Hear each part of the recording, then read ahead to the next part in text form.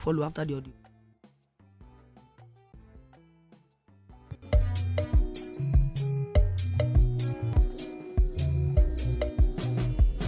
Please note, views and opinions expressed in the course of this program do not represent that of OTV.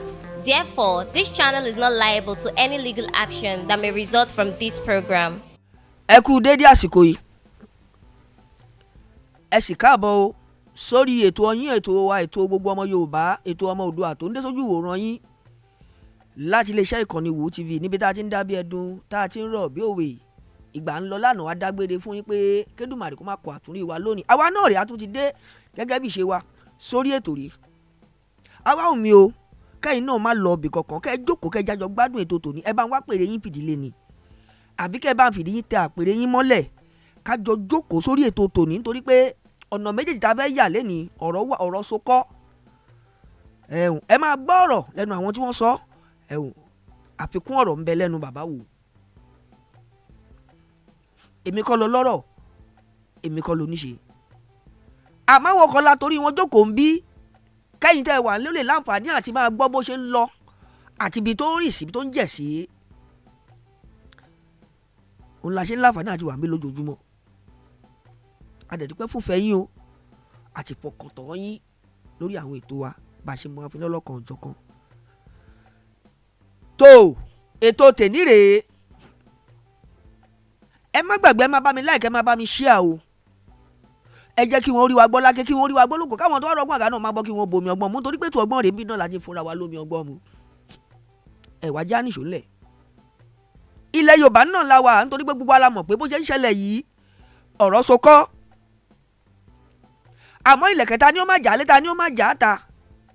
Àtẹ̀mí àtẹ̀yìn la mọ̀ pé ibìkan náà ni ó padà já sí o. Nítorí pé kí wọ́n tó sọ̀rọ̀ ilẹ̀ Yorùbá di ọ̀tẹ̀kùn àtọ̀rẹ́kùn tí wọ́n máa ń wà lókèèrè síra wọn, ẹja jókòó ká sọ báyìí. Ọ̀rọ̀ ń bọ̀rọ̀ bọ̀ o. Òun làṣà tó lórí kan dá tó léegun aláre. Ọ̀rọ̀ ò tí ì dé, ọ̀rọ̀ ṣẹ̀ ń bọ̀ ni. Kí lóhun tó fẹ́ mú ọ̀rọ̀ yìí wá? Òun ní ọ̀rọ̀ tó ń ṣe bí ọ̀rọ̀ tí ò fẹ́ jọra wọn.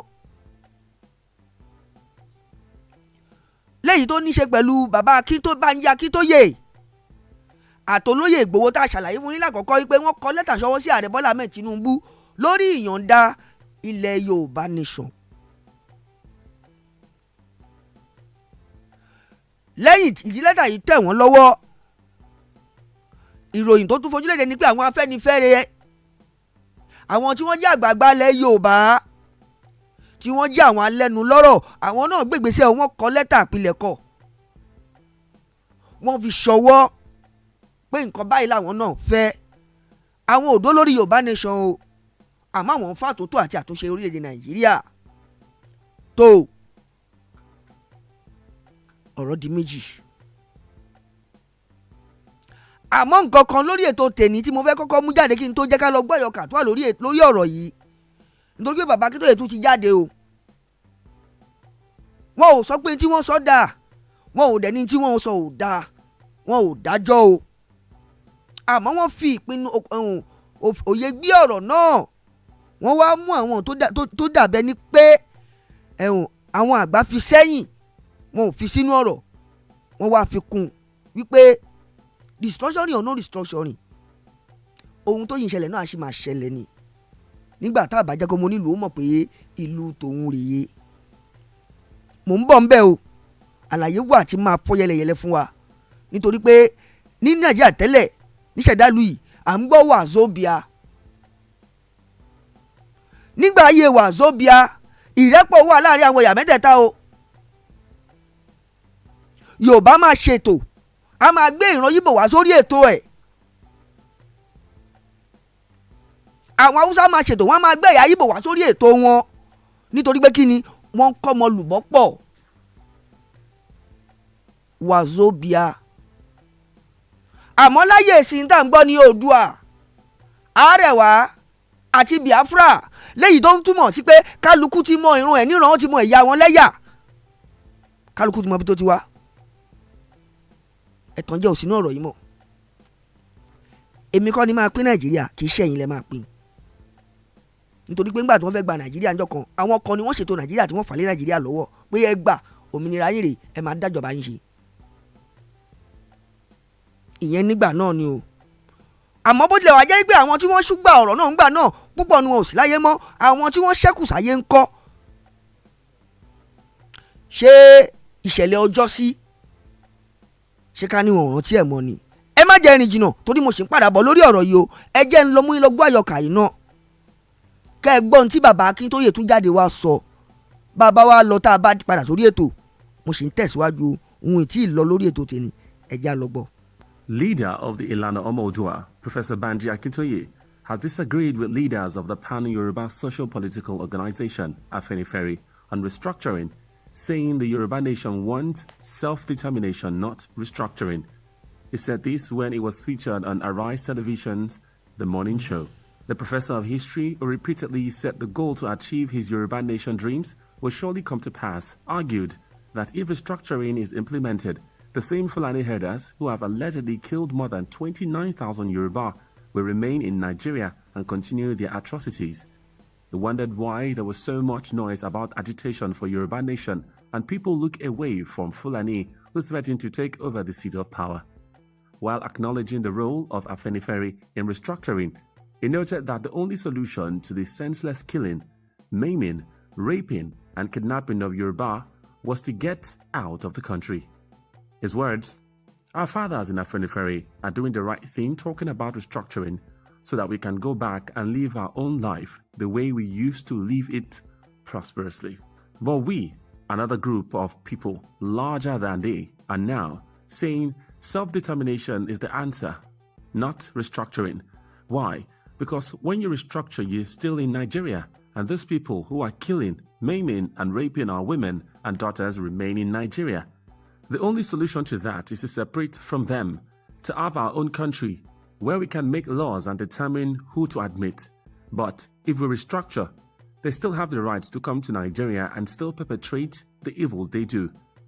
Taking exception to the violence displayed by Onitiri Abiola's group, who swooped on the Oyo State Government House, he said the ideas of the self-determination movement and Yoruba agitation led by Modupe Onitiri Abiola are not the same. We started the movement for the liberation of the Yoruba nation under the existing law of the international community.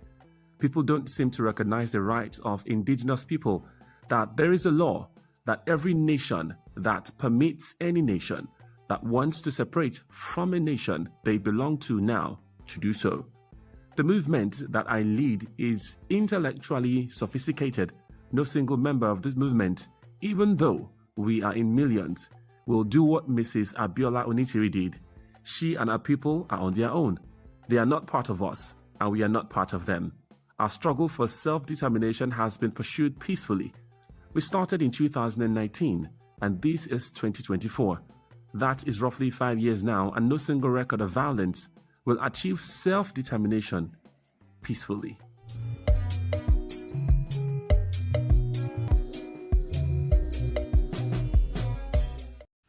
tó ẹ káàbọ̀, òun lẹ ti gbọ́ yẹn o, kó pọ̀ ọ̀rọ̀ tí bàbá sọ lórí ọ̀rọ̀ táwọn Afẹ́nifẹ́re lẹ́tà tí wọ́n kọ sí ààrẹ Bọ́lá Ahmed Tinubu, òun ni wọ́n kà sí létí tẹ́ gbọ́ yẹn o. ní báyìí ẹ jẹ́ ká wá fi ọ̀rọ̀ díẹ̀ ká fi jomi toro ọ̀rọ̀. lákọ̀ọ́kọ́ ná tá a bá ní ká kọ́kọ́ gbé lórí wọn lórílẹ̀‐èdè Nàìjíríà, tá a bá ní bí nǹkan ṣe ń ṣẹlẹ̀ ká fojú wo bí nǹkan ṣe ṣẹlẹ̀ láàrin àwọn ẹ̀yà mẹ́tẹ̀ẹ̀ta. lápẹẹrẹ ẹ jẹ́ ká kọ́kọ́ mú láti òkè ká má mú láti ìsàlẹ̀. òótọ́ ibi pẹlẹbẹ ni wọ́n ti mọ́ọ̀lẹ̀ jẹ o, àmọ́ ní ti Nàìjíríà yìí òkè ní ká ẹ jẹ́ ká kọ́kọ́ wò, nítorí pé ibi tí agbára wà òun ni tí wọ́n bá gbé agbára fún ẹ̀yà kan. ẹ jẹ́ kí n fi lè ṣe sample.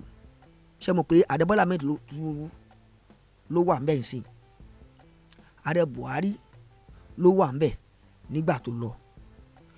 ká ní kò bá sí àṣemáṣe àti ọwọ́ tí àwọn ẹ̀yà Ìgbò ti gbé pẹ̀lú èdè Nàìjíríà tẹ́lẹ̀ bóyá n tó ń bọ́ ipò tó wà sí ọ̀npá má ti bára wọn bẹ̀.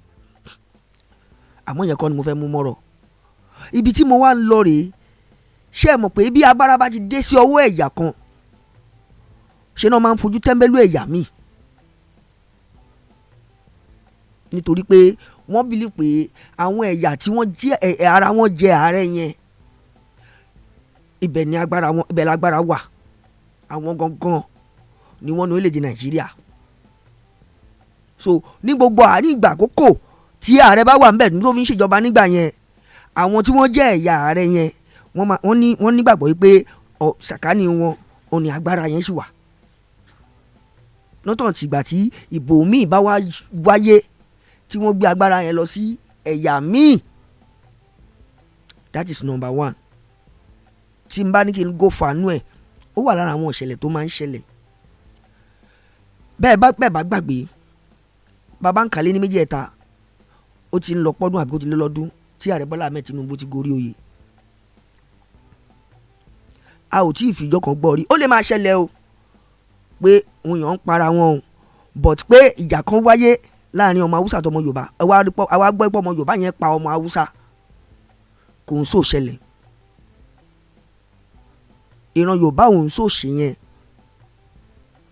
Àmọ́ tá a bá ní ká wo ọdún mẹ́jọ tó ti kọ́kọ́ kọjá lọ kí ààrẹ Bọ́lá Ahmed tó bọ́ sórí àléfà, láàrin gbogbo Èkó lásán, tá a bá ní ká máa kà lé ní èjì ẹ̀ta, bóyá la lè àkọọ́lẹ̀ nọ́mbà ayé tí iye àwọn èèyàn ta lè sọ pé bóyá pé ìjà kan pa èèyàn méjì pọ̀, ó lè já wọn lọ́kadà lásán.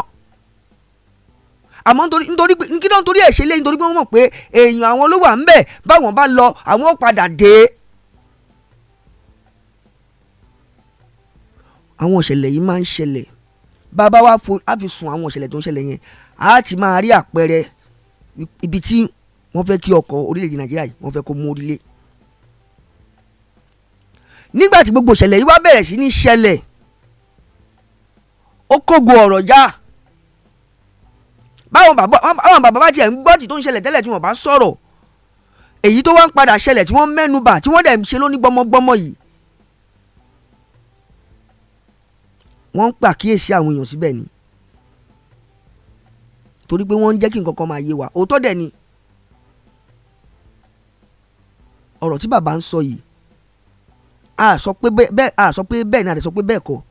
Àmọ́ nǹkan kan tí mo fẹ́ ká dìmú ń bẹ̀ ni pé ṣé bí wọ́n bá ṣe àtúnṣe Nàìjíríà náà ṣe àtúntò, ṣé àwọn Afẹ́nifẹ́re ṣé wọ́n máa fi dá gbogbo ọmọ Nàìjíríà lójú wípé àbí ọmọ Yorùbá lójú pé kò ní sí ní jínigbé mọ́lẹ̀ Yorùbá, kò ní sí ìpànìyàn mọ́lẹ̀ Yorùbá, àwọn àgbẹ̀ wa wọn ò ní forí lakú mọ́, àwọn ọdẹ wa wọ́n á roko ọdẹ lọ, àwọn apẹja wa náà àròdò dúró sí wọ́n á pẹja wọn nírọ̀wọ́ ọ̀rẹ́sẹ̀ láì ní síkọlù kankan, nítorí pé béèyàn bá ń fáìtì fún nǹkan kan ó jẹ́ kó lè ní nǹkan kan tó máa dúró léwájú àwọn èèyàn tó máa fi sọ̀rọ̀. Àwọn ọmọ Yorùbá ò sọ pé kí àwọn Afẹ́nifẹ́re ó má sọ̀rọ̀ o, wọn ò ní kí wọ́n gbẹ́nu wọn sọ́hùn. Àmọ́ àwọn àrídájú kan ń làwọn ọmọ Yorùbá nídìí, táwọn bàbá kí ló yẹ rí pé ó dàgbà ọmọ Yorùbá wọn nídìí kìíní yìí. Níwọ̀n táwọn bá dẹ̀ ṣì wà láyé tọ́lọ́run sì dá ẹ̀mí àwọn sí tó dẹ̀ fáwọn láǹfààní, ìwọ̀nba ẹ̀ táwọn bá lè ṣe nínú ẹ̀ àwọn ṣetán láti ṣe. Ó lè kò ní kọ̀la, èmi ò rò sí wọn, àmọ́ ẹ jẹ́ ká dúró tí tọ́lọ́run bá ṣe, torí pé ọba ṣe yóò wù ni. Àǹfààní ńláńlá ni Yorùbá sì ní lọ́wọ́ yín, torí pé ẹ̀sìn láwọn tó ń jà fún yín. Olóyìnbó máa ń sọ kankan wọ́n ní we disagree to agree ni, nǹkan kan dẹ̀ ló máa ń bí disagreement but we come to agree. But kí nǹkan kan kí ó tó lè ká tó lè arrive at that junction of agreement, àwọn ìgbésẹ̀ kan láti gbé. Léyìí tí mo máa mẹ́nu bà lóní béléńjá lórí ètò tèmi. Bẹ́ẹ̀ bá gbàgbé, nínú lẹ́tà àpilẹ̀kọ tí àwọn bàbá Akíntóyè kọ́kọ́ kọ, ọ̀gbẹ́ni Adéoyè sọ̀rọ̀ nínú Adéwálé Adéoyè ń sọ̀rọ̀ nínú lẹ́tà ọ̀hún. Ọ̀rọ̀ tí wọ́n sọ ni mo fẹ́ rán wa létí. wọ́n lo clause kan bẹ́ẹ̀ nítorí pé wọ́n fi reference láyé Jonathan àtàwọn Niger Delta militant nígbà náà tí Jonathan pè wọ́n tó bá wọn jókòó sọ̀rọ̀ àsọyépọ̀ lórí bí kò ṣe ní sí làásìgbò mọ́ ní gbogbo ẹkùn Rivers State mọ́ Delta máwọn Ijoland gbogbo àwọn ibi tí a ti ní ilẹ̀ epo sí. Wọ́n jókòó nítùbínùbí wọ́n yanjú ọ̀rọ̀ náà kí lẹ fẹ́ kí ìjọba ó ṣe. Ìjọba gba tẹnu wọn, ìjọba gbègbèsẹ̀, ọ̀rọ̀ òun yanjú àgbọ̀n kankan mọ́. Nígbà náà bẹ́ẹ̀ bá gbọ́ bóyá ṣẹlẹ̀ wọ́n á ní wọ́n jí wọ́n gbé lórí omi o, wọ́n jó òṣìṣẹ́ Chevron kan gbé o, wọ́n ti jẹ́ òṣìṣẹ́ Shell kan gbé o, wọ́n ti ó ń ṣẹlẹ̀ nígbà bá a ṣe ń gbọ́ náà rí pé àwọn tí wọ́n jẹ́ oníṣẹ́ orí àwọn Nàìjíríà Navy wa wọ́n ṣiṣẹ́ ńgbà náà táwọn náà bọ́ sórí omi tí wọ́n ń wá àwọn ọ̀daràn orí omi kiri kó tó di pé ààrẹ ìgbà náà Goodluck Jonathan wọ́n wá ṣe àtúnṣe lórí ọ̀rọ̀ yẹn nígbà tí wọ́n dorí oyè tán. Alàgbà Adéwálé Adéoyè wá ń point out wọ́n make reference ọ̀rọ̀ yẹn fún gbogbo ọmọ Nàìjíríà àti gbogbo ọmọ Yorùbá yìí pé ǹjẹ́ ààrẹ Bọ́lá Ahmed Tinubu ti fìgbà kan pé àwọn tí wọ́n jẹ́ òǹṣùgbà ìlànà ọmọ Oòduà yìí jókòó bá wọn sọ̀rọ̀ àsọyépọ̀. Ìyẹn àkọ́kọ́. Ìyẹn ní ti ọ̀gbẹ́ni Adéwálé Adéoyè o, ìtẹ̀mí wá fẹ́ mú wá òun rèé gẹ́gẹ́ bí àgbàlagbà tó láfisùn nǹkan pé mo fẹ́ sáré nǹkan yìí. Adẹ̀sí ní bàbá wo lé ní méjì, a sì ní àwọn àgbàlagbà nílẹ̀ Yorùbá wa yìí tí wọ́n sì lọ jáǹtì rẹ̀ tó ẹ̀ pọ̀pọ̀lọpọ̀ wọn náà ni wọ́n sopọ̀ tí wọ́n dá ẹgbẹ́ Afẹ́nifẹ́re yìí lẹ̀. Àmọ́ bí tí mo wá ń lọ rèé, ǹjẹ́ àkókò kan ti wà rí tí wọ́n ti jọ tẹnubẹ́nu tí wọ́n ti jọ sọ̀rọ̀ rí? Àwa lè má gbọ́ sí i, a lè má mọ̀ sí i, àmọ́ káwọn fún ara wọn jẹ́ káwọn ọmọ Yorùbá àtàwọn ọmọ ilẹ̀ Nàìjíríà ò mọ̀ lápapọ̀, kíjọba ó lè mọ ibi tí wọ́n fẹ́ gbẹ́sẹ̀ wọn sí, káwọn ọmọ Yorùbá náà dẹ̀ lè mọ̀ pé ó dáa ọ̀rọ̀ báyìí tó ń lọ ọ̀rọ̀ báyìí tó ń lọ o ẹnbi báyìí ńlá fẹ́ forí ẹ̀ sọ. Nítorí pé àtakò tó ń wáyé yìí àtakò ni o. Nígbà táwọn kan sọ pé a fẹ́, táwọn kan jókòó sórí àfẹ́ yìí, ṣé ẹnu àwọn méjèèjì yìí sìn ta ló ń ṣe tọmọ Yorùbá gan? Ṣé Afẹ́nifẹ́re ń ṣe tọmọ Yorùbá? Afẹ́nifẹ́re wà lùgbà tó ń pa gbogbo ọmọ Yorùbá o. Àwọn Afẹ́nifẹ́re wà nígbà tó ń jí ọmọ Yorùbá gbé o. Àwọn Afẹ́nifẹ́re wà nígbà tó ń pa àwọn àgbẹ̀ wa mórí oko o. Àwọn Afẹ́nifẹ́re wà ń lù nígbà táwọn Fúlàní ń ba gbogbo oko àwọn iṣẹ́ táwọn àgbẹ̀lẹ̀ Yorùbá tí wọ́n fi dá ìyàn lẹ́lẹ̀ Yorùbá lẹ́ni. Àwọn Afẹ́nifẹ́re wà ń lù o. Ààyè yìí ni Ọlọ́run ló yọ yín síbẹ̀, ló tò yín síbẹ̀. Àmọ́ béèrè kan nìyí, nígbà táwọn ará bí yìí ń wo àwọn ìwà bàjẹ́ wọn yìí, ìgbésẹ̀ wo gọ́gọ́ l'Afẹ́nifẹ́re bá wa gbé ni wọ́n bá ìran Yorùbá gbé? Ìrìn àjò wo ni wọ́n rìn lórí ìṣẹ̀lẹ̀ ọ̀hún? Àwọn wo ni wọ́n bá wa ké gbàjarì sí? Bá a bá rí àti mú wá sórí afẹ́fẹ́ fún yín kẹ́ ẹ gbọ́. A mọ̀ pé wọ́n bẹ, a mọ̀ pé wọ́n wà á dẹ̀ mọ̀ pé wọ́n sọ̀rọ̀. Àmọ́ ṣé bó ṣe ń ta ọmọ Yorùbá tó ń ro ọmọ Yorùbá yìí, ìyàwó ló kọ sí wọn. Ẹ jẹ́ a sọ o, torí pé bàbá sọ yóò padà máa wá dùn wá ni. Ìyẹn ni mo ṣe ń béèrè wípé ta ló ń ṣe tọmọ Yorùbá gan nínú àwọn tá à ń wò lókè pé wọ́n ń ṣùgbà Yorùbá nation yìí? Títa lọmọ Yorùbá fẹ́ tẹ̀lé, títa níjọba fẹ́ ṣe. Nítorí pé gbogbo wa la mọ̀ pé tí ò ní gbèjì tẹnìkan ṣoṣo báyìí lè ti máa gbọ́. Ìjọba ò ní tẹ̀lé ìlànà méjì o, ìlànà kan ni. Àmọ́ tòun ti bẹ́ẹ̀ náà, àgbà ò ní wà lọ́jà kórí ọmọ tuntun ó wọ́ lẹ́yìn àgbàlagbà lẹ Yorùbá wí. Bí wọ́n bá restructure Nàìjíríà, tá a sì wà nínú ìlú pẹ̀lú àwọn tí wọ́n ń jí wa gbé, tá a wà nínú ìlú tí wọ́n ti ń pa wá lọ́mọ, tí wọ́n ń rèpù àwọn ọmọ, tá a wà nínú ìlú táwọn ìyá wa ò róko lọ mọ́, a wà nínú ìlú àwọn babalábúlé wọn róko ọdẹ lọ mọ́. A dẹ̀ ti gbàgbé wípé púpọ̀ nú àwọn tá à ń wí náà ni wọ́n lọ́mọ nínú ilé ẹ̀kọ́ tí wọ́n náwó lé lórí, torí wọ́n máa ń nígbàgbọ́ pé àwọn ò kàwé, ọmọ táwọn bí gbúdọ̀ kà. Nígbà tí ò bá ń ṣe ègún nínú ìran àwọn, ọmọ lágbájá tó ń ka iṣẹ́ kí ni bàbá ẹ̀ ń ṣe bó gbẹ àgbẹ̀ inú alájọ́ ń ṣe, ìwọ náà ó lọ léèwé. Wọ́n ń gira, wọ́n ń ṣe àwọn nǹkan wọ̀nyí torí pé kọjọ́ ọ̀la wọn ó lè rọrùn fún wọn, kọ́mọ ọ̀nà tí wọn náà kàwé, kó jáde, kó tọ́sẹ̀ sọ́fíìsì, kó máa ṣiṣẹ́, kó máa gbowó, kó máa wá fowó yẹn tọ́jú àwọn.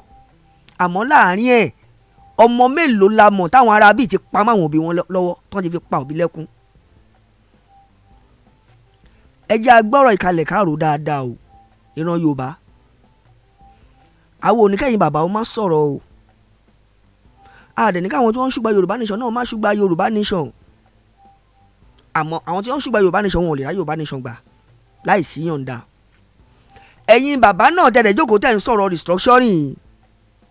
A fẹ́ mọ pàtẹ́ fẹ́ kó nínú restructuring ọ̀hún, léyìí tó máa mú ìtura àti ìdẹ̀rùnkùn bá ìran Yorùbá.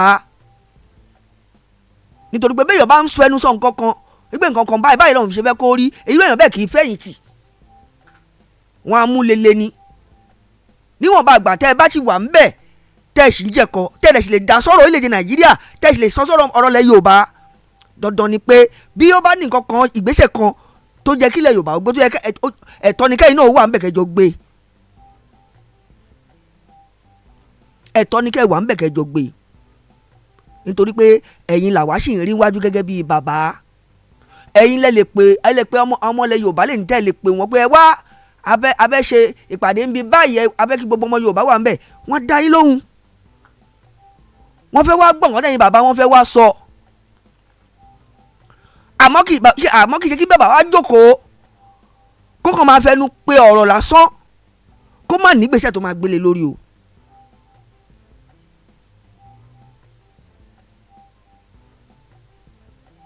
A mọ̀ yín bá a ṣe mọ àwọn ẹgbẹ́ tó kù, kì í ṣe ẹgbẹ́ Afẹ́nifẹ́re nìkan ló wà nílẹ̀ Yorùbá yìí o. Ṣé mọ̀ pé àwọn kan náà ṣì wà, àti wọ́n ń pè ní ṣé nàdẹ́kọ̀ àbí kí wọ́n ń pè wọ́n, báwọn ẹgbẹ́ Àgbẹ̀kọ̀yà náà ṣe wà, ẹgbẹ́ pọ̀ nílẹ̀ Yorùbá wa yìí. Àmọ́ àwọn tí wọ́n wà nínú Afẹ́nifẹ́re yìí ni wọ́n dàbí àgbàlagbà tí wọ́n kógo ilẹ̀ Yorùbá já, tí wọ́n lè sọ fún wa ohun tó ti ṣẹlẹ̀ kí wọ́n tó bírú àwa ìsínú ilẹ̀ Yorùbá. Wọ́n lè pariwo mọ́tọ̀ kí wọ́n fi wá há àrọ́bá. Àmọ́ ó ti wá ń ṣẹlẹ̀ báyìí, òun ló ń ṣẹlẹ̀ tó ń fojú hàn, ó ń fi gbogbo ara hàn yìí. Àmọ́ àwọn tó jó lórí ilẹ̀ Yorùbá, ipò tán wà, òun là ń gbé sọ fún yín lẹ́nu tẹ́ ń gbọ́ yìí o. Ni mo ṣe jẹ́ kẹ́ mọ̀ pé ọ̀rọ̀ yìí ti mú àtakò wá o. Ọ̀rọ̀ yìí ti mú àtakò wá. Bọ́rọ̀ bá dẹ̀ ti mú àtakò wá, àtẹ̀mí àtẹ̀yìn la mọ̀ pé a gbọ́dọ̀ fẹsẹ̀ méjèèjì dúró lórí ẹ̀. A gbọ́dọ̀ fẹsẹ̀ méjèèjì dúró lórí ẹ̀ nítorí pé àmọ́ bí tọ́rọ̀ ọ̀hún lè bá yọ. Àwọn tí wọ́n ń sọ̀rọ̀ àgbàlagbà ni wọ́n ń lẹ̀ Yorùbá, ọ̀rọ̀ wọn ò ṣeé dànù o. A ò lè fi irú wọn kófá o. Àmọ́ àwọn tí wọ́n ń ṣùgbà Yorùbá nation yìí náà, iṣẹ́ akọ́ṣẹ́ ni wọ́n ń ṣe. Ọkùnrin tó ń sun àdàpọ̀ ọkùnrin ẹgbẹ́ akọ́ṣẹ́ yá yìn. Wọ́n ní yìnyín ká ni ó ṣe mí ni. Gbégun ẹni bá jó orí a máa yá tókùn. Akọ́ṣẹ́ làwọn náà ń ṣe. Ká gbàgbé yìí méjèèjì eré ilẹ̀ Yorùbá lẹ́yìn méjèèjì ń sá. Àmọ́ apá abílẹ̀ ìjọ ń sá sí ọ̀tọ̀ọ̀tọ̀ ni. Àwọn kan sáré kí Yorùbá ó dá dúró. Bẹ́ẹ̀ làwọn kan sáré pé kí wọ́n sì jọ wà lódìdí, kí kálukú má fọ́n ká. Àmọ́ bẹ́ẹ̀ bá wá ní àfisùn tẹ́yìn náà ń wò ó, báwa náà ṣe ń wò ó, ẹ mọ̀ pé ìkan ó yàtọ̀ fún kan. Bàbá ni a máa sọ, a máa dàbí àsọjù ni. bẹ́ẹ̀ kì í ṣe àsọjù. Kókó ọ̀rọ̀ tó jẹ́ ká máa mú jáde fún ara mú jáde.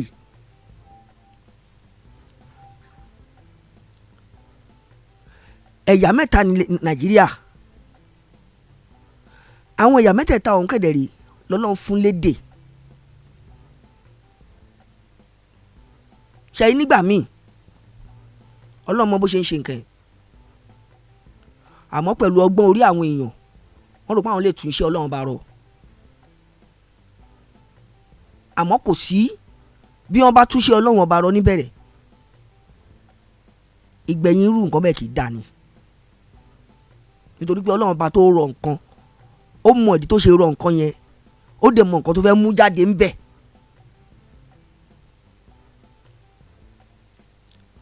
Ọlọ́run tó dá Yorùbá tó fún Yorùbá lédè sọ ó mọ ohun tó ń ṣe.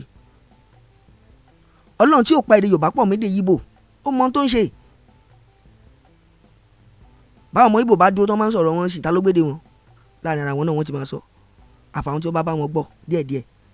Báwọn ọmọ ìyá Haúsá bá dúró sí, ara wọn náà ni wọ́n máa bára sọ̀rọ̀. Yorùbá kan ò ní déwájú Haúsá ń ṣe kó lọ máa sọ Yorùbá. Bí ò bá lè bá ṣe díẹ̀ á sọ broken. Léyìí tó ń túmọ̀ sí pé we are not from the same channel. Ọ̀rọ̀ yìí nítumọ̀ bá a bá fi ara balẹ̀ wò ó dáadáa. Àmọ́ wọ́n ti ṣe bọ́n ṣe máa ṣe. Àwọn tí wọ́n ṣe nígbà náà wọn ò mọ̀ pé tó máa padà mú jáde lénìí rèé. Wọ́n ti sọ ọ̀rọ̀ ọ̀hún di ọlọ́kọ́lọ́mọdọ́mú ẹ̀gbẹ́ orílẹ̀-èdè Nàìjíríà ẹ dáṣe ti yẹn ṣòwò yín lọ́tọ̀. Àmọ́ tòun ti bẹ́ẹ̀ náà ṣé wọ́n yọwọ́ lórí ọ̀rọ̀ Nàìjíríà? Bẹ́ẹ̀ ni wọ́n yọwọ́ wọn. Ṣé bẹ́ẹ̀ náà ni wọn ò dá sí ohun tó ní ṣe pẹ̀lú orílẹ̀-èdè Nàìjíríà mọ́? Bẹ́ẹ̀ kẹ̀ wọ́n wà lẹ́ni o, gbogbo bó ṣe ń ta tó ń ro orílẹ̀-èdè Nàìjíríà lẹ́ni, táwọn kan wọlé wá tí wọ́n wá ń pa oríṣiríṣi àwọn ẹ̀yà mọ́nú ilé, tí wọ́n ń ba èrè oko jẹ́, tí wọ́n ń rèpà àwọn ọmọ ọlọ́mọ, tí wọ́n ń pa àwọn èèyàn dànù. Àwọn náà gbọ́ o, kí lẹ gbọ́ tí wọ́n sọ sí i? Wọ́n jókòó wọ́n ń retí ọjọ́ tí ọ̀rọ̀ máa tó sọ ni. Táwọn bá wá jókòó tí wọ́n retí ọjọ́ tí ọ̀rọ̀ máa tó sọ, tó ẹ̀yin tẹ́ wá jágbà àgbààgbà ilẹ̀ Yorùbá, ẹ bá má fojú ọ̀nà hàn wọ́n. Ẹ bá má fojú ọ̀nà hàn wọ́n, nítorí pé bẹ́ẹ̀ bá fojú ọ̀nà hàn wọ́n tán, ẹ̀yin náà ni ìmú tẹ́ bá wù níwà lénìí, àwọn ọ̀rọ̀ tẹ́ bá sọ lásọ̀ọ́lẹ̀ lénìí, ẹ gbàgbé pé ẹ ti sọ o, ẹ̀yin lè gbàgbé pé ẹ ti sọ o, àmọ́ àwọn tí ẹ sọ lẹ̀ sí lọ́wọ́ wọn ò ní gbàgbé ẹ o. Kó má jẹ́ pé àwọn ọ̀rọ̀ yìí náà ni wọ́n tún wá padà mú jáde tí wọ́n padà máa wá lò fi nà yín lẹ́gba bó bá yá. Wọ́n á lẹ́ni tó ṣu ló gbàgbé, ẹni tó kò ní gbàgbé láéláé. So bí ìran Yorùbá bá fẹ́ ṣe nǹkan kan, ó máa ń dá lọ́pọ̀lọpọ̀ gbà tá a bá ní pé kẹ́nu ó kò kì í máa ń ṣòro eré. Kí wọ́n bí lágbájá kí wọ́n bá kí wọ́n bí tàmẹ̀dò kí wọ́n bá kí wọ́n bí làkàṣègbè kó jẹ́ náà ni ohun tóun náà fọ̀. Ṣé ẹ mọ̀ pé kò síbi tó fẹ́ yà sí, wọ́n á ní ohun wọn ṣọ̀kan. Bẹ́ẹ̀ bá bí wọn nǹkan kan rẹ̀ máa gbọ́ lẹ́nu gbogbo wọn. Ohun ṣọ̀kan nìyẹn. Wọ́n ti wọ́n jẹ́ kó wọ́n yẹra wọn pé ohun tí wọ́n dólé lórí yẹn ni wọ́n dólé lórí because gbọ́rọ̀ méjì lẹ́nu wọn, ohun kan náà ni. Àmọ́ bọ́rọ̀ bá ti ń yapa, bọ́rọ̀ bá ti ní yapa nú, táwọn kan ti ń dọ́gbọ́n pé a fẹ́ kó rí báyìí la ṣe fẹ́ kó rí, ẹjá fi làákàyè tó ìran Yorùbá, ẹ lo làákàyè, ẹ lo ọgbọ́n orí, kẹ́ wá fi sùúrù kún. Sùúrù sókúta jiná o, wọn á ní sùúrù ìpọ̀jù àfi tí ò bá ní tó.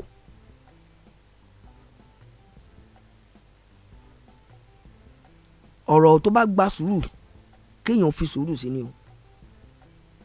Bẹ́ẹ̀ bá ní bó ṣe ń jó yín lára, òun lè ṣe fẹ́ máa sọ̀kò ọ̀rọ̀ síbí sọ̀hún. Ẹ rántí àwọn tẹ́ ń sọ̀rọ̀ ọ̀hún sí lọ́wọ́ o. Àwọn kan ní ó jókòó, àwọn kan tiẹ̀ ní gbọ́n bí wọ́n ní ká, àwọn kan ó jókòó wọ́n kà dáadáa ni.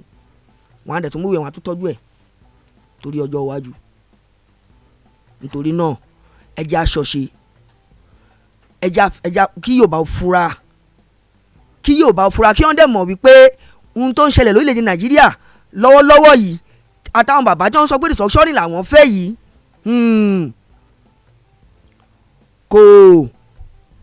kò ní ṣe pẹ̀lú eré àti nǹkan tí ọmọ Yorùbá náà ń fẹ́ o. Wọ́n sọ tí wọ́n lóòótọ́ gẹ́gẹ́ bí tí wọ́n fẹ́, àmọ́ ọmọ Yorùbá àwọn náà dúró lórí ohun tí wọ́n náà wọ́n dúró lé lórí. tó ẹ jẹ́ n kúrò ní àbẹ̀yẹn kí n bọ́ síwájú o. LAUTECH ni mo fẹ́ dúró sí báyìí. LAUTECH ni mo ń lọ. ọ̀rọ̀ ìyọ̀ǹda Dámilọ́lá òun ni mo fẹ́ gbẹ́nu sọ báyìí. ọ̀rọ̀ yìí ṣẹlẹ̀ ní ṣálẹ̀ Monday kan ló ṣẹlẹ̀. wọ́n láwọn ọmọkùnrin méjì night club ni wọ́n wà, àwa ò sí ń bẹ̀ o. àmọ́ tá a gbọ́ náà ni pé wọ́n láwọn agbófinró wọ́n wọ ọbẹ̀ lọ. àbálò àbábọ̀ ń tá a padà gbọ́ náà ni pé ọ̀rọ̀ ṣe bí ọ̀rọ̀ láàrin àwọn àtàwọn tí wọ́n jẹ́ ọmọ ilé ẹ̀kọ́ yìí. léyìí tó dẹ̀ ń jẹ́ pé bóyá àwọn yẹn ń ṣàjọyọ̀ pé ọjọ́ ìgbáradì fún ayẹyẹ àṣekágbà àti ìṣèjáde final convocation tí wọ́n fẹ́ ṣe ní school yẹn, torí pé gbogbo ìgbà yìí àwọn kan ń gbáradì wọ́n fẹ́ ṣe convocation nínú ọgbà yìí, bóyá wọ́n wá kóra wọn lọ sílé ìgbafẹ́ ẹni mọ̀rọ̀ àwọn ọmọ akẹ́kọ̀ọ́, so wọ́n wá lọ bẹ̀ wọ́n wá lọ mutí. ṣe ẹ̀rọ títí wọ́n lọ mú yẹn ibẹ̀ láriwo ti sọ, àwọn ọlọ́pàá wá wọlé lọ bá wọn. nígbà táwọn ọlọ́pàá wá wọlé lọ bá wọn yẹn ibi wọn wá ti jọ ń ṣe ẹ mọ̀ pé àwọn akẹ́kọ̀ọ́ wọn ò ní gbà, àwọn ọlọ́pàá náà ò dẹ̀ ní gbà. àmọ́ nǹkan kan tí mo máa ń fẹ́ fàyọ́lá fáwọn méjèèjì ni pé ṣe rí àtàkẹ́kọ̀ọ́ àtọlọ́pàá ọmọ ìjọba làwọn méjèèjì,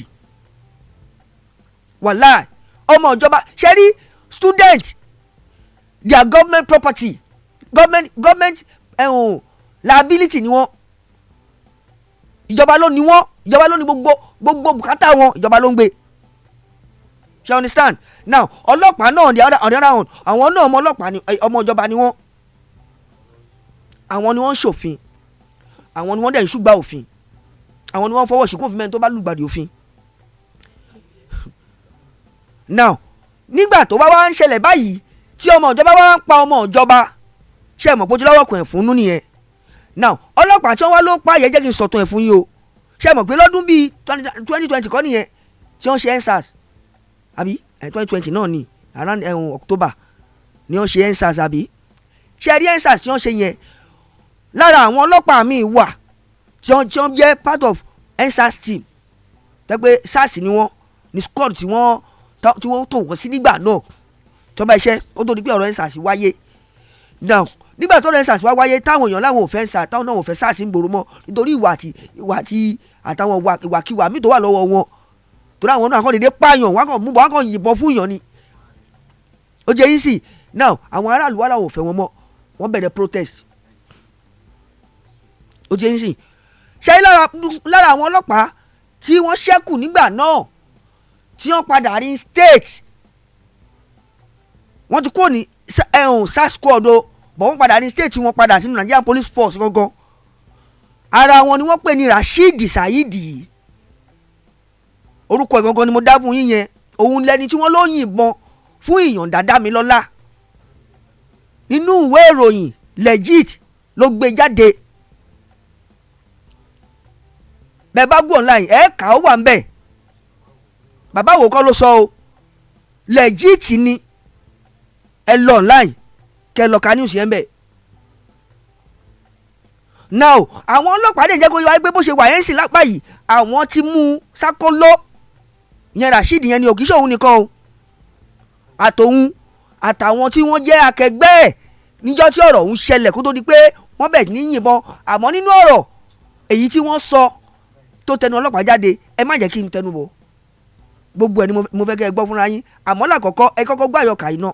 bàbá wa padà dé fọ́nrán mi wà tí mo fẹ́ ṣàfihàn ẹ̀ fún yín níbi táwọn akẹ́kọ̀ọ́ ti ń sọ pé àwọn kan báyìí wọ́n sọ bóyá ṣẹlẹ̀, wọ́n wá ń sọ fún Shina Pella member of House of Rep wọ́n wá ń sọ fún pé kí kó bá wọn ṣiṣẹ́ nítorí pé òun náà ó dà pé ilé ẹ̀kọ́ yìí ló ti jáde ladogaiti náà pé ẹja lọ gbọ́ ayọ́ka bàbá wa padà dé mo sì ń tẹ̀síwájú lórí ètò tòní ó ti yá. The Oyo State Police Command announced that it has detained the officers, including the prime suspect, Inspector Rashid Saeed, alleged to have been responsible for the death of a corps member in Yonda Damilola. The police made the announcement as pressure mounted over the force after students took to the streets to protest and seek justice for their slain friend. The announcement was made on the paramilitary outfit official handle on Thursday, April 25. Damilola is a corps member serving his fatherland in Ibadan. He went to Ogbomoso to celebrate his brother's convocation ceremony from LAUTECH. It was further learned that the National Association of University Students, Oyo chapter, announced that no students attended any classes on Tuesday following the gruesome death of a mate. The police, in their explanation of the event, clarified that officers only fired shots into blank space to instill fear at the scene, adding that they heard gunshots other than theirs. The Oyo Police Command neither explicitly admitted nor denied that one of their officers was responsible for the shooting, but noted that nothing conclusive can be said until the results of the post-mortem test are ready. In a poorly crafted thread on social media platform X, the police detailed the event that led to the demise of Damilola. The thread explained that the brother of the deceased also got injured in the process but has been discharged from the hospital following treatment. The State Police Commissioner has ordered that the case be taken by the Homicide Department of the State Criminal Investigation Department, with the Deputy Commissioner of Police directly in charge of the investigations.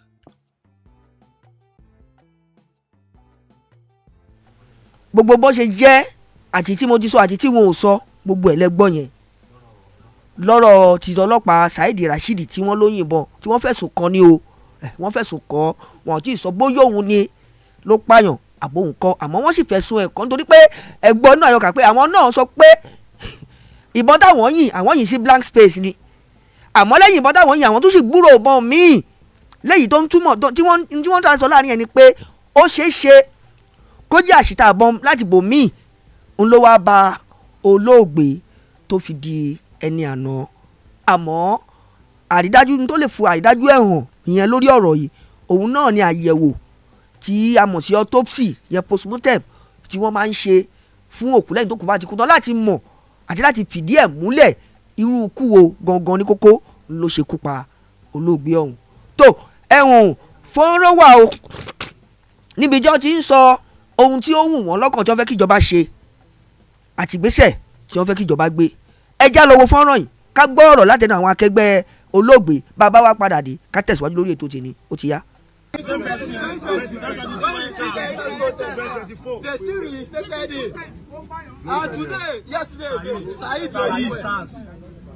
yesterday again, he killed another person. Yes, sir.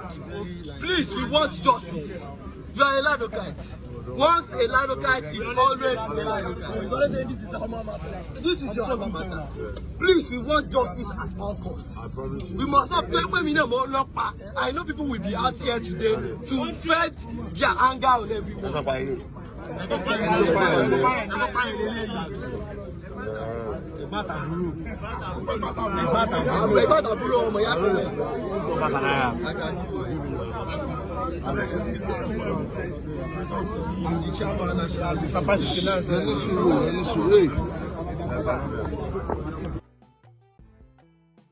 tó ẹ káàbọ̀ padà òun lẹ́gbọ́n yẹn o àwọn tí wọ́n jẹ́ akẹgbẹ́ olóògbé àwọn ni wọ́n sọ̀rọ̀ ẹni tó dún wájú wọn tí wọ́n bá sọ̀rọ̀ ní Shina Pellar tó jẹ́ ọ̀kan lára àwọn tó ń ṣèjọba orílẹ̀-èdè Nàìjíríà lọ́wọ́ báyìí àmọ́ ibẹ̀ náà ilé ẹ̀kọ́ ìlóhùn náà ti jáde ó wá lọ bẹ̀ nígbà tó gbọ́ sí ìṣẹ̀lẹ̀ yìí pé kóun lọ yọjú bẹ̀ kóun lọ gbọ́ lẹ́nu àwọn tí wọ́n jẹ́ akẹ́kọ̀ọ́ bẹ̀ gangan kóun má jẹ́ nǹkan tí ààyè gbọ́ àbí ààyè sọ ọ̀rọ̀ lẹ́nu àwọn tí wọ́n kì í ṣara bẹ̀ ó wá tẹkọ̀lé tó gbabẹ̀ lọ.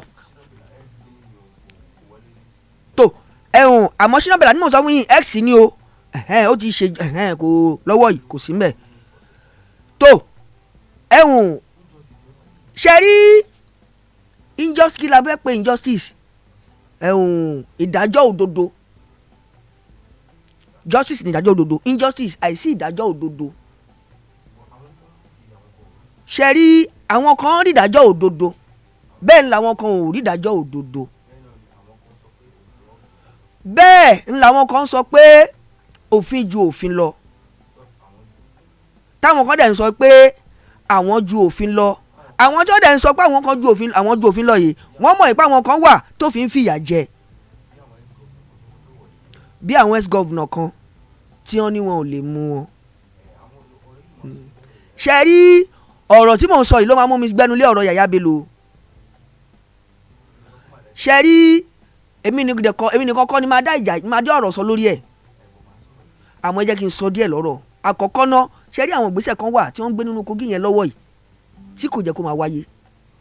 Àkọ́kọ́, ẹ jẹ́ kí n sọ fún yín o, ìsọlẹ́nu ni. Nítorí pé lákọ̀ọ́kọ́ gbogbo wa la mọ̀ pé bá máa búra fún àwọn ará bá máa búra fún àwọn pípù ìwọlé, wọ́n á gbé Kùránì lé wọn lọ́wọ́ àbí Báíbù kí wọ́n fi búra, náà máa fi wọnú hospital, náà máa fi wọnú ọ́fíìsì yẹn lọ. Wọ́n dẹ̀ gbogbo nǹkan dẹ̀yìn táwọn tí wọ́n ń gbé jáde ń sìn tí wọ́n fi ń rí ọ̀rọ̀ dànù lórí Yàyà Bello. Nítorí fọ́nrán kan fojú léde, mi ò láǹfààní àti play ẹ̀ fún yín ni, àmọ́ máa ṣàlàyé. Níbi tí wọ́n ti má di àkó adìyẹ dúdú dání, tí wọ́n ti ń ṣàdúrà yìí pé wọn ò ní rí Yàyà Bello mú, tí wọ́n dẹ̀ ń gbọ́ sí iye tí wọ́n ní Yàyà Bello yọ nínú state account, Kogi state account treasury, tó dé one of the poorest states in Nigeria. Táwọn àwọn tí wọ́n jẹ́ ààrẹ lókè tí wọ́n sì ń wá ọ̀nà tí wọ́n máa gbà ṣùgbọ́n orílẹ̀ yẹn ìpínlẹ̀ yẹn láti sọpọ̀ láti dodidi. Èèyàn kan wá wọbẹ̀ wá yọ $720,000. Tẹ́ bá lọ ṣẹ́wó yẹn sí náírà, èyí ló máa jẹ́ almost 900,000 ní billion naira. Imagine wọ́n wá ló mú owó yẹn ó lọ fi sanwó school ọmọ ẹ̀. Gẹ́gẹ́ bí wọ́n ṣe sọ o, ẹ mọ̀ pé Ọlá Olúkóyèdé tí mo play fún wọn lánàá, wọ́n sọ lórí ọ̀rọ̀ wọn. Àwọn làwọn ní ọ̀gá àjọ EFCC. Now ẹ má jẹ́ kí n dá ọ̀rọ̀ yìí sọ o, ẹ jẹ́ mú yín lọ gbọ́rọ̀ lẹ́nu Ṣeun Kútì. Ṣé ẹ ti mọ̀ tẹ́lẹ̀ ipò òun náà ajìjàgbara ni, ajàfẹ́tọ̀ọ́ ọmọnìyàn ni. Òun yìí gbà fún gbogbo wà báyìí kó tiẹ̀ wá yára, tó bá wá wáyé ẹ ti mọ̀ palágídí ọmọ ni. Ẹ já lọ kẹ́ ẹ lọ gbọ́rọ̀ lẹ́nu Ṣeun, kẹ́ ẹ gbọ́ ìrírí tiẹ̀ náà, kẹ́ ẹ fi kún tèmi. Bá a bá wá padà dé sórí ètò yìí, a sì ń tẹ̀síwájú o àti ìlọ, nítorí pé ọ̀rọ̀ tó ní í ṣe pẹ̀lú Kogi a gbúdọ̀ bá débì kan. Ẹ já lọ. Corruption ò dáa. I tell you about Yàyà Bello day before yesterday for this live, abi? I tell you about Yàyà Bello. I come dey watch Instagram news, because Instagram is news station yesterday night. Come see where they post. Say Yàyà Bello na only among the northern governors. I no step down for Tinubu. So that's why they won't hold am for 84 billion. See, he's a victim of oppression. He's a victim. Now let me tell you people something. Beneficiaries of oppression cannot become the victims of oppression. Beneficiaries of oppression cannot become the victim of oppression. All that happens is that they get a taste of their own medicine. That's a taste of your own medicine. Take a taste. Taste. Very sweet. Or very bitter. Anyone where it be, taste it. That's not victimization. In the pedagogy of the oppressed, Paulo Freire said in one of his notes that revolutionaries, upon taking power, if they use the instruments of state like the police, the army, to go after those that have oppressed the people, that is not oppression. He did not call it justice. He said all we are doing is using the instrument of state to keep the oppressors away from the ability to oppress. Because you have shown yourself to be an oppressor. So the state, if the people come to power, They must use all their means necessary to save you from yourself, because we know you are a flawed person. That if you get there, you will do it again. You cannot be because this thing. He has changed. No, they don't change. That's not how this works.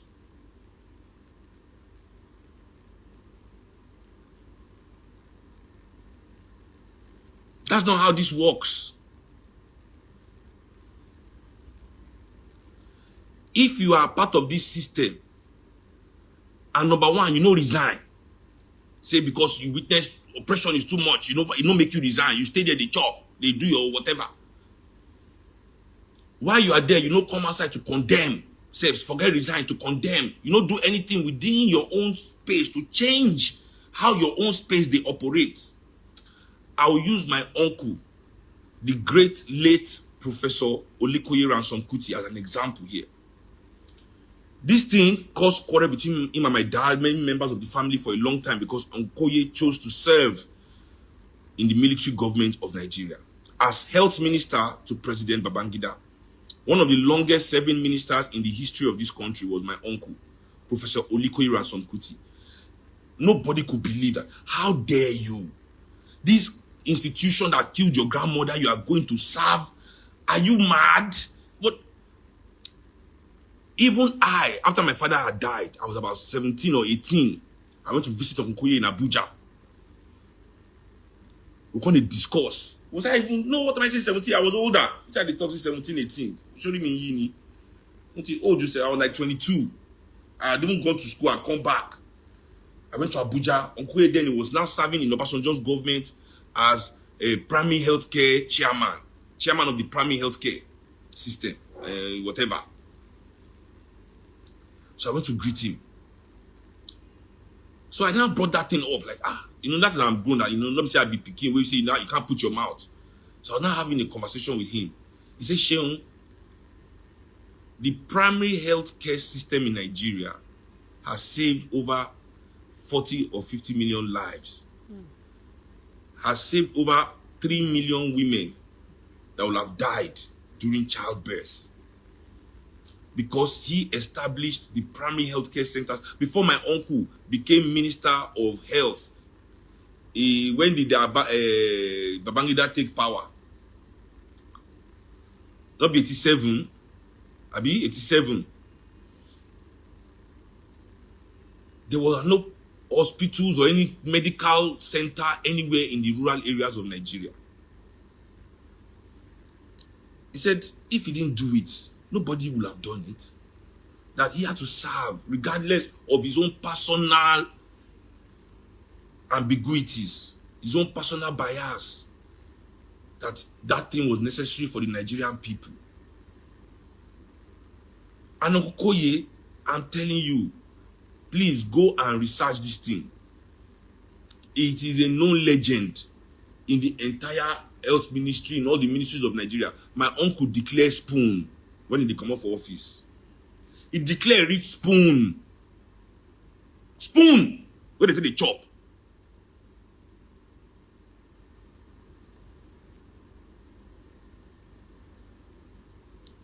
He declared to the spoon. Ọ̀rọ̀ ni o.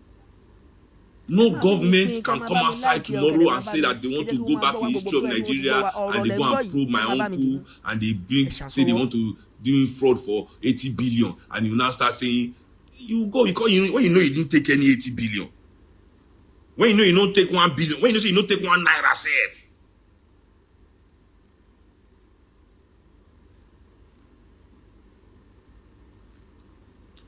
I can't ask my uncle. I'm gonna give now. Let me just, tell you people one of the reasons why anybody in this system that is telling you anything is a bastard liar. My uncle served the military. He served Obasanjo in democracy. He was living in Sharatin. They didn't give him official quarters, so they were putting him up at the Sharatin to go to work. I said, Uncle, but you can see that even this administration you are working under is not. He says, please, I'm working for the people.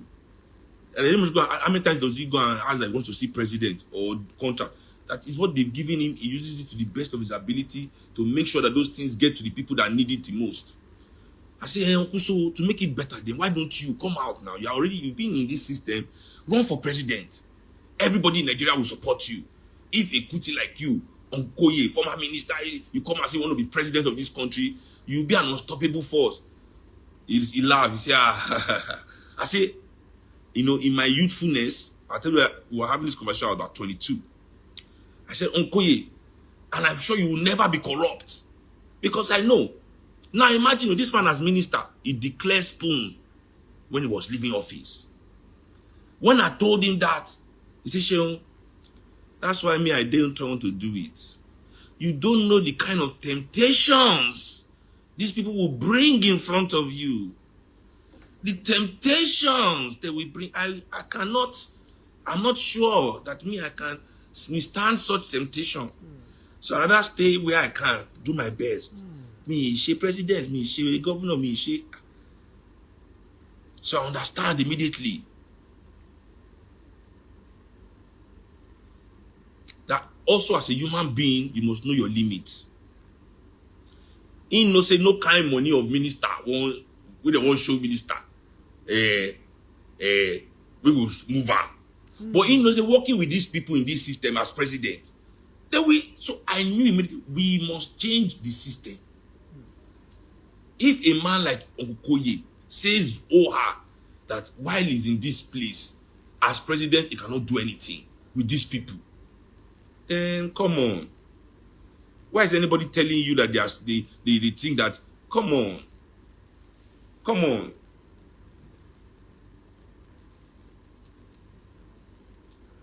on, man.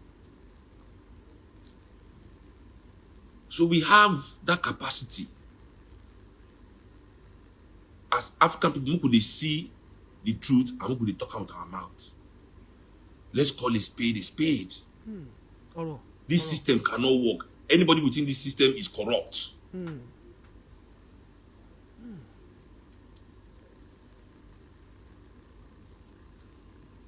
How can governor resist arrest? It's a slap on the face of the whole nation.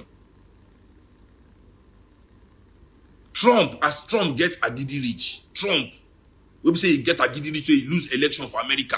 He call for riots. Say me they go scatter the whole place. Trump, see that kind of Agidi. No Nigerian president fit do what Trump do. I tell you, they don't get that mind. They don't get the mind. Say they lose election, they can't call, say make their supporters come outside. They no agree. They no fit. No Nigerian, they don't get the mind.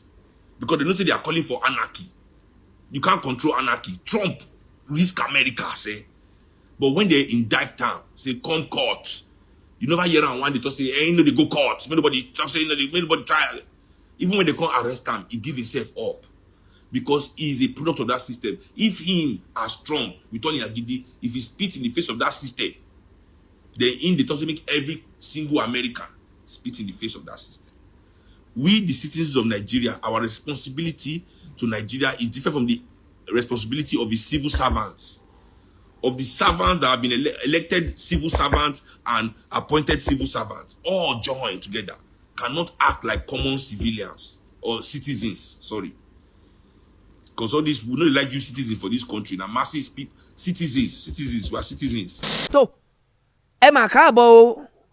Tó, ẹ káàbọ̀ padà. Ọ̀rọ̀ lẹ ti gbọ́ lẹ́nu Ṣeun Kútì yìí o. Ṣé rí tí Ṣeun fi ń ṣe àlàyé? Ṣé rí pé gbogbo ọ̀rọ̀ tó ń sọ? Ó sọ ọ̀rọ̀ títí lórí ọ̀gbẹ́ni Olúkóyè Ransom Kútì tó jẹ́ àbúrò bàbá tiẹ̀. Ó wá tún wá mẹ́nu bà èyí tó ṣẹlẹ̀ nílùú Amẹ́ríkà nígbà ayé Donald Trump. Pé ìgbà tí wọ́n polongo ẹni tó wọlé ìbò pé tí ò jẹ́ Donald Trump command pé gbogbo ẹ̀jẹ̀ jẹ́ support ẹ bọ́ta ẹ sọ wọn pé ẹgbà ẹ máa pariwo kiri nítorí pé ìjọba kan wà tí wọ́n ń pè ní anarchy. Ìjọba tó ń pè ní anarchy ìjọba tó lágbára ni. Béèyàn bá jẹ́ tó strong Ọlọ́run yẹ kó lè control ẹ̀. Ohun tí mò ń sọ lórí ọ̀rọ̀ yìí ni pé àkọ́kọ́ náà ẹ dín agbára kù. ṣe rí ní oyè tẹ́ ń sáré ẹ̀ yìí, ipò agbára, ipò nǹkan kan tẹ́ ń wá yìí, tí púpọ̀ nù yín máa ń sáré ẹ̀, tí ó rẹ́ pé nígbà àkókò tẹ́ bá ń wá yẹn ẹ fẹ́ mọ ẹbí, ẹ fẹ́ mara, ẹ fẹ́ mọ anybody. ó ti yé yín, petition wà ń bẹ̀, ó ti yé yín sìn, temptation ni mo pe o, ó wà ń bẹ̀. tẹ́ bá mọ nǹkan tó ń pè temptation pé wọ́n máa fíyàn níràn, ìfíràn, that's temptation. kọ́ máa tempt èèyàn, it's part of nǹkan tó ń ṣẹlẹ̀ nínú system yẹn. ṣe rí àwọn owó kan máa wà tọ́kọ̀ máa lọ gbé ṣebí ìwọ ni gọ́vnà, bí ìwọ ni bọ́ọ̀lù wà ń bẹ̀, ta ló fẹ́ yẹ ẹ lọ́wọ́ wò. wọ́n máa ń gbàgbé pé nígbà táwọn wà lórí ipò yẹn lágbára yẹn wà lọ́wọ́ àwọn ọmọ o, táwọn bá ti kó lórí àyè yẹn tán agbára yẹn ti di tẹlòmíì. ṣe rí bó ṣe wà látòrí chairman mọ́ gọ́vnà mọ́ mínísítà mọ́ sínétọ̀ mọ́ rep mọ́ president, ṣe rí ọdún mẹ́rin yẹn ò ń pẹ́ tó máa fi ń tán. ẹ gbọ́ Tinubu tá à ń pariwo ọdún mẹ́jọ fún yìí, ó máa lọ ọdún mẹ́jọ bá ti pé fún rẹ̀ ló máa yọ̀ǹda, kì í ṣe tó ń fìjà gbà lọ́wọ́ èèyàn. sójú ẹ̀yìn sì wọ́n bá ti dìbò Tinubu ti mọ̀ pé òun lọ, ẹni tó dẹ̀ wọlé tó kàn lẹ́yìn tiẹ̀ ló máa gbágbára yẹn fún. tó nígbà yẹn tó bá wá lọ tán yẹn, àwa wa máa fi ojú sùn kí làwọn ọ̀nì tó rìn, kí làwọn ohun tó ṣe ilẹ̀, kí ni ìpalára tó wà ní ìṣèjọba ẹ̀, kí làwọn àǹfààní táwọn èèyàn rí jẹ. òun náà fi mú Yàyà Bello tí wọ́n fi ń sọ pé ó ṣe nǹkan báyìí, táwọn kan sọ pé kò ṣe nǹkan báyìí. ṣe rí ọ̀rọ̀ tó wà nílẹ̀ yìí lórí ọ̀rọ̀ Yàyà Bello yìí, ó ní bá o. nísìnyí ẹ jẹ́ kí n fi ọ̀rọ̀ kan kún fún yín. ṣe rí àwọn pásítọ̀ àti àwọn àfáà wa, àwọn gan fúnra wọn ìtàn ṣe nínú ọ̀rọ̀ ló ń jó òun, èyí táwọn gangan fẹnu wọn commit nínú gbogbo tó ń ṣẹlẹ̀ yìí ló ń jó òun. ẹ di yẹn sí 20-30 years ago wọ́n ní dirty game ní politics, ẹ má bá wọn dá sí i, ẹ má wo TV mọ́, ẹ lọ fọ́ TV yín dànù. bẹ́ẹ̀ bá rántí ńgbà kan ara àwọn polówó tí wọ́n ṣe fún wa nìyẹn o, láwọn ṣọ́ọ̀ṣì kan wọ́n ní TV yẹn gan à ń dẹ́ṣẹ̀ ni, rédíò tá à ń gbọ́ gan ẹ̀ṣẹ̀ la fi ń dá, à ń gbọ́ ohun tí ò da, àwọn ohun tí ò da. ẹ jọ ṣe nǹkan tó bá jọ mọ́ ọ̀rọ̀ lù tó jọ mọ́ àtòlù, ṣé ní tí ò da ni? wọ́n ń fẹnu dànù nítorí àǹfààní táwọn máa jẹ́ ń bẹ̀ ni. àmọ́ ní báyìí sìn ọbẹ̀ ti bàdé everybody. ṣe é rí pé nǹkan tá a rà ní 30-20 years ago nǹkan tá a lè fi 1 naira rà nǹkan tá a lè fi 1 naira rà ní years back. aníjọ́ tí mo ní mo fẹ́ ra razor blade 50 kobo 50 kobo ní pépà nígbà yẹn 50 kobo bẹ́ẹ̀ bá rántí wọ́n ń pè razor blade fún mi ní 100 naira.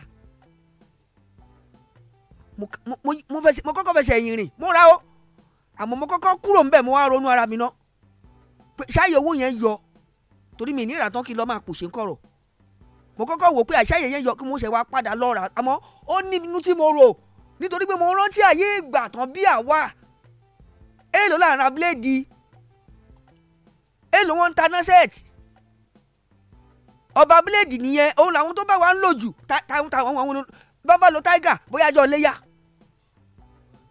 táwọn bá fi hún ẹran làwọn èèyàn máa ra pákẹ́ẹ̀tì tiger jọba báyìí, báwọn àgbàlagbà bá máa fárí násẹ̀tì ni, kò sí tó lè bẹ̀ẹ́ ṣe ń gbàdàn násẹ̀tì làwọn èèyàn ń lò, èdè náà wọn ta násẹ̀tì ọ̀hún, ẹ wá lọ ọjà nígbà lọ bẹ̀ẹ́ tó ń ta násẹ̀tì kẹ́ ẹ gbọ́ iná máa ta fún yín.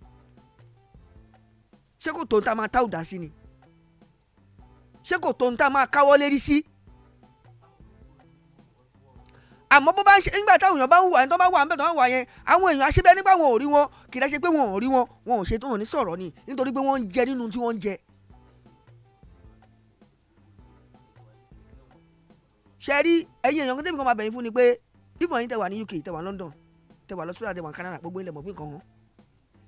ó jẹ́ yín sìn òótọ́ ọ̀hún lè máa ní comfort mi dẹ́ ń gbé nítorí pé agreement àwọn atónílù ti ṣe kalẹ̀ ó possible kẹ́ ẹ ní comfort so náà kì í ṣe pé ìdíra òsì ní dé bá bẹ̀ ìrìn tó yẹ kéèyàn fogún ọdún rìn ni kọ́ ló má jẹ́ òdì ní 30 years wọ́n lu ẹ̀ lọ́wọ́ òun làdúrà tá a máa gbà lórí orílẹ̀-èdè Nàìjíríà gbogbo wa la mọ̀ bí nǹkan ṣe wá wọ̀nyí ẹ má jà tó fi nira wa lára ẹ má jà fi nira wa lára ẹ má jà fàyè nira wa lára àwọn tó ń ṣe ìbọn ṣe yìí ìnira wà ń bẹ fáwọn aráàlú o ó ti yẹn bẹ́ẹ̀ bá wà níbì kan àbáàrin Èkó ilẹ̀ bá wà tẹ́ẹ̀rí pé bóyá ẹ̀hún àti nǹkan orí bó ṣe ń rí fún yín ẹ̀yin ẹ fi sùúrù tó kẹ́ nígbàgbọ́ wípé ohun tó ń lé lénìí ó ń bọ̀ wá dẹ̀rọ̀ lọ́jọ́ ọ̀la o ẹ gbọ́ ẹ má jẹ́ àfihàn ara ká má fi lólé ayé wa àwọn tí wọ́n ti fi ara ṣe lénìí àwọn ní ipò ọmọpò tí wọ́n wà o àṣeburúkú wọn kó ara fún tó kò ní jùbà lọ lórí ètò fún tòní o oníyan yín ẹṣẹ́ ọlọ́kà yẹn ṣe gbogbo ẹni tẹ́ bá fìfẹ́ jẹ́ mo kí mo dúpẹ́ lọ́wọ́ yín pé ẹ kú àìbínú tọ́ láṣojú gbogbo wa èmi náà ni wọ́n máa wá ẹ̀yin náà ni wọ́n sì máa bá gbogbo ẹni tó bá ní kí n lọ kí n má padà sáàyè mọ́ ni ẹ máa bá ń jábọ̀ fún ìgbà wọn náà ni wọ́n lọ ní padà dé ní bámọ́ lókè èèpẹ̀ àdìgún lódòdó ra wọn ni mò ń jẹ́ ìjípò ni mo máa rí tó máa dábàá ọmọ alájẹkú jẹ́ lọ́ máa fọgọ́ sàrà kún ìjẹ́gbọ́n ìlú ìjọ tó ti di bàbá tèmi lọ́mọ elégun rẹ o ọ̀tá ni mi ọmọ jẹ́jọ mò ń relé o wọn ò ní lọ lékú lọ́wọ́ ẹ̀yin náà tí mo fi lẹ́ẹ̀fù ẹ̀yin náà wọn ò fi lékú lọ́wọ́ ikú kì í pẹ̀tà lójú ràn àtẹ̀yìn àtẹ̀bí a ò ní sùn lékú lọ́wọ́ bẹ́ẹ̀ náà la ò ní jí láàrùn lọ́wọ́ tọ́lá àjọṣújú èmi àti yín à ń bọ̀ ẹ̀yin náà ni mo fẹ́ dé bá títí wá dọjọ́ ọ̀la ọ̀hún ẹ máa bá mi lẹ́gbẹ̀ẹ́ kẹ́ máa jẹ kẹ́ máa mu kẹ́ máa gbáyìn lórí ilẹ̀ tọ́lọ́run bá dá yín sí ó dàárọ̀. Please note, views and opinions expressed in the course of this program do not represent that of OTV. Therefore, this channel is not liable to any legal action that may result from this program.